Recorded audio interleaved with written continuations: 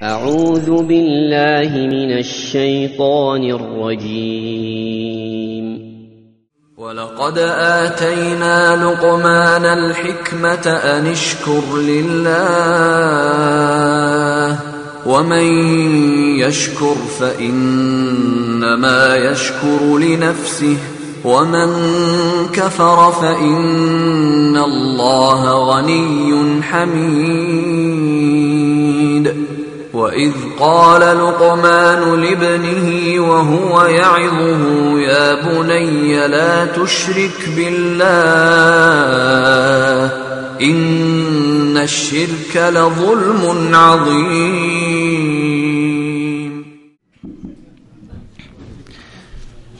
Bismillahirrahmanirrahim. Assalamualaikum warahmatullahi wabarakatuh. Innal hamdalillah nahmaduhu wa nasta'inuhu wa nastaghfiruh wa na'udzu billahi min shururi anfusina wa sayyiati a'malina man yahdihillahu fala mudilla lahu wa man yudlil fala hadiya lahu wa ashhadu an la ilaha illallah wahdahu la syarika lahu wa ashhadu anna Muhammadan abduhu wa rasuluh. Ya ayyuhalladzina amanu taqullaha haqqa tuqatih wa la tamutunna illa wa antum muslimun. Ya ayyuhan nasu taqu rabbakumul ladzi khalaqakum min nafsin wahidah wa khalaqa minha zawjaha wa batha minhuma rijalan katsiran wa nisaa'a wattaqullaha alladzi tasaaluna bihi wal arham innallaha kana 'alaikum raqiba.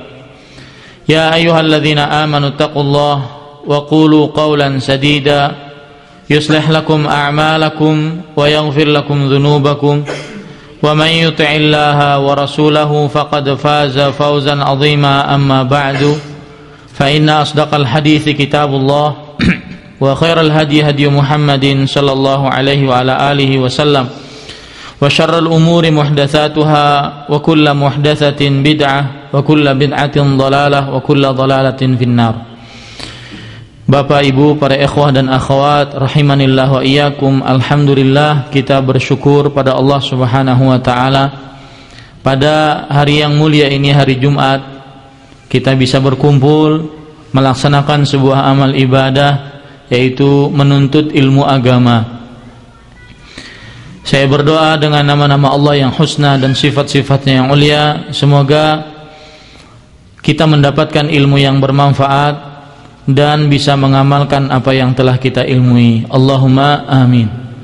Salawat dan salam semoga selalu Allah berikan kepada Nabi kita Nabi Muhammad sallallahu alaihi wa alihi wasallam, kepada keluarga beliau, para sahabat, serta orang-orang yang mengikuti beliau sampai hari kiamat kelak. Bapak, Ibu, para ikhwan dan akhwat rahimanillah wa iyyakum, kajian kali ini saya tujukan kepada semua orang yang bertitel orang tua. Kajian kali ini saya tujukan kepada orang yang ingin menjadi orang tua, karena semuanya insyaallah ta'ala akan menjadi seorang bapak ataupun seorang ibu. Maka pada sore hari ini kita akan membahas tentang tanda-tanda orang tua sukses dalam mendidik anaknya. Apa sih standar yang kita dapatkan di dalam Al-Quran ataupun hadis-hadis Rasul sallallahu alaihi wasallam sehingga orang tua tersebut dinyatakan sukses dalam mendidik anaknya? Para ikhwah yang dirahmati oleh Allah Subhanahu wa taala, ketahuilah bahwasanya anak yang Allah Subhanahu wa ta'ala berikan kepada kita itu adalah hadiah, anugerah dari Allah Subhanahu wa ta'ala untuk kita. Anak yang Allah Subhanahu wa ta'ala berikan kepada kita adalah anugerah dari Allah Subhanahu wa ta'ala. Dalam sebuah hadis yang diriwayatkan oleh Imam Hakim dari Aisyah radhiyallahu anha, Rasulullah sallallahu alaihi wa ala alihi wasallam bersabda, "Inna auladakum hibatullahi lakum." Sesungguhnya anak-anak kalian itu adalah pemberian Allah bagi kalian. Maka karena itu adalah pemberian Allah Subhanahu wa taala, harus kita syukuri. Karena ketika kita mendapatkan nikmat dari Allah Subhanahu wa taala, salah satu yang wajib dilakukan oleh seorang hamba yang mendapatkan anugerah, hadiah, pemberian, nikmat dari Allah Subhanahu wa taala adalah mensyukuri akan pemberian Allah Subhanahu wa taala tersebut. Kemudian Rasul sallallahu alaihi wasallam dalam hadis yang sama, terusannya beliau membaca sebuah ayat, yahabu liman yasha'u inathan wa yahabu liman yasha'u dzukur. Artinya Allah yang memberikan kepada siapa yang Dia kehendaki anak-anak perempuan, dan Allah yang memberikan kepada siapa yang Dia kehendaki anak-anak laki-laki. Jadi para ikhwah yang dirahmati oleh Allah Subhanahu wa taala, anak-anak tersebut adalah hibatullah. Artinya hadiah dari Allah Subhanahu wa taala, pemberian dari Allah Subhanahu wa taala bagi kita semua. Hadis ini hadis diriwayatkan oleh Imam Hakim di dalam kitabnya Al-Mustadrak dan hadisnya sahih. Judul kita yaitu tanda-tanda orang tua sukses dalam mendidik anaknya. Otomatis kita harus mendudukan perkaranya di sini apa? Yaitu kesuksesan.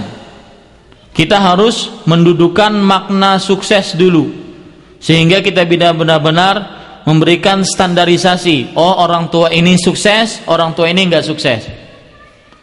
Kalau sudah kita tahu standarisasinya kesuksesan, baru kita bisa menjelaskan apa tanda-tandanya. Makanya poin yang kedua yang ingin saya bahas yaitu makna kesuksesan yang dimaksudkan. Otomatis berdasarkan Al-Quran dan Sunnah Rasul Sallallahu Alaihi Wasallam. Para ikhwah yang dirahmati oleh Allah Subhanahu Wa Taala, kesuksesan yang kita maksud di sini adalah bukan kesuksesan duniawi.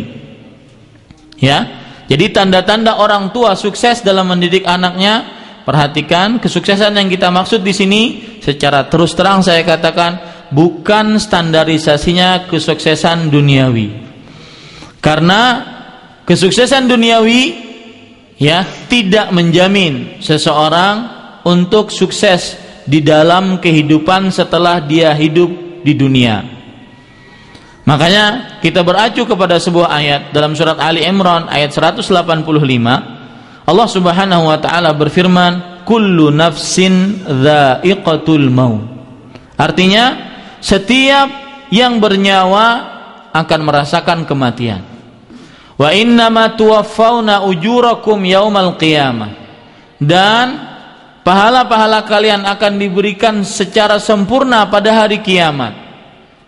Faman zuhziha 'anil nar wa udkhilal jannata faqad faz.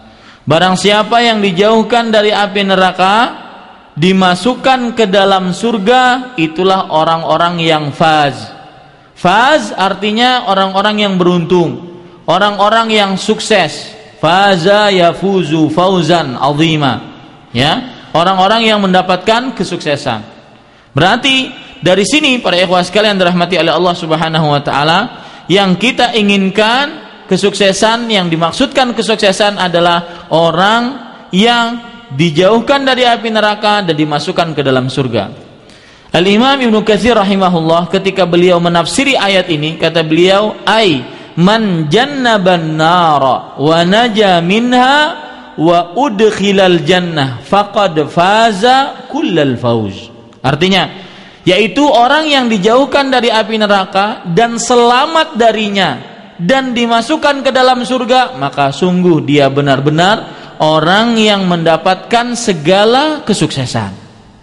Ini para ikhwah yang dirahmati oleh Allah Subhanahu wa taala. Dan kalau kita lihat memang tidak ada perbandingan, bahkan tidak bisa dibandingkan antara kehidupan dunia dengan nikmat yang ada di dalam kehidupan akhirat ketika di dalam surga. Ya, makanya Allah Subhanahu wa taala berfirman di dalam Al-Qur'an, walal akhiratu khairun wa abqa. Artinya dan sungguh kehidupan akhirat ya lebih baik dan lebih kekal. Yaitu kehidupan akhirat yang ada di surga lebih baik dan lebih kekal. Mafhumul mukhalafah, pemahaman kebalikan dari ayat ini adalah kehidupan dunia buruk dan tidak kekal. Dan itu memang seperti itu. Ya. Coba lihat, perhatikan sekarang bagaimana kehidupan dunia dibandingkan dengan kehidupan akhirat. Hadis diriwayatkan oleh Imam Muslim, Rasulullah sallallahu alaihi wasallam pernah bersabda, wa mawdi'u sauti ahadikum fil jannati khairun minad dunya wa ma fiha. Artinya, dan tempat cemeti salah seorang di antara kalian, tempat cambuk. Jadi kalau ada cambuk itu, cemeti itu ada tempatnya, ya, kecil kan dia. Itu lebih baik, kata Nabi Muhammad SAW, tempat cambuk salah seorang di antara kalian yang kalian miliki di surga lebih baik daripada dunia dan seisinya. Tempat cemeti kecil yang kita dapatkan insya Allah nanti di surga itu lebih baik daripada dunia dan seisinya. Kemudian Nabi Muhammad SAW membaca ayat yang saya bacakan tadi, surat Ali Imran ayat 185, faman zuhziha 'anil nar wa udkhilal jannata faqad faz. Barang siapa yang dijauhkan dari api neraka dan dimasukkan ke dalam surga, maka itulah orang-orang yang beruntung. Kemudian Allah Subhanahu wa taala mengakhiri ayat ini dengan penghinaan terhadap dunia, agar manusia yang berakal benar-benar memahami, jangan tertipu dengan duniamu. Kata Allah Subhanahu wa taala, "Wamal hayatud dunya illa mata'ul ghurur." Dan tidaklah kehidupan dunia kecuali perhiasan yang menipu. Ini para ikhwan yang dirahmati oleh Allah Subhanahu wa taala. Asy-Syaikh Al-Mufassir Al-Allamah Abdurrahman bin Nasir As-Sa'di rahimahullah, beliau mengatakan ketika beliau mengomentari ayat ini, kata beliau, wa mafhumul ayah anna man lam yuzahzih 'anin nar wa yudkhalal jannah fa innahu lam yafuz. Dan pemahaman dari ayat ini, barang siapa yang tidak dijauhkan dari api neraka dan tidak dimasukkan ke dalam surga, dia tidak sukses. Bal qad syaqiyal asyaqa al-abadi. Bahkan bukan hanya tidak sukses, dia telah rugi dengan kerugian selamanya. Ya, wa butuliya bil adzabis sarmadi, dan akan disiksa dengan siksaan yang tiada henti. Ini para ikhwan yang dirahmati oleh Allah Subhanahu wa taala. Bapak-bapak dan ibu-ibu rahimanillah wa iyyakum tahu tentang Qarun, dan ini sering saya sebutkan. Qarun itu ikon simbol kekayaan dunia. Di mana saja orang dapat harta di bawah tanah itu disebut harta Qarun. Ya, disebut harta Qarun. Di mana saja. Entah itu di Afrika, entah itu di Jayapura, Irian Jaya, dapat harta Qarun. Di Jawa harta Qarun. Kenapa? Karena memang saking banyaknya harta yang dimiliki oleh Qarun. Ya. Bapak kalau seandainya dan ibu kalau seandainya ingin mengetahui cerita tentang Qarun, silahkan baca surat Al-Qasas dari ayat 76 sampai 84. Allah Subhanahu wa taala menjelaskan dengan gamblang tentang bagaimana Qarun dan kekayaannya dan akibat terakhir yang dia dapatkan. Coba perhatikan, saya baca. Allah Subhanahu wa taala berfirman, "Inna Qarun kana min qaumi Musa, fabagha 'alaihim." Sesungguhnya Qarun itu adalah termasuk daripada kaumnya Nabi Musa, pengikutnya Nabi Musa. Akan tetapi Qarun bagha 'alaihim, melenceng dari ajaran Nabi Musa. Wa atainahu minal kunuz, dan kami berikan kepada Qarun ya harta kekayaan. Ma inna mafatihahu latanu bil usbah ulil quwwah. Yang mana ya harta kekayaannya itu kunci-kunci dari harta kekayaannya saja, bukan hartanya, kuncinya baru saja itu dibawa oleh kuda-kuda ulil quwwah yang sangat kuat.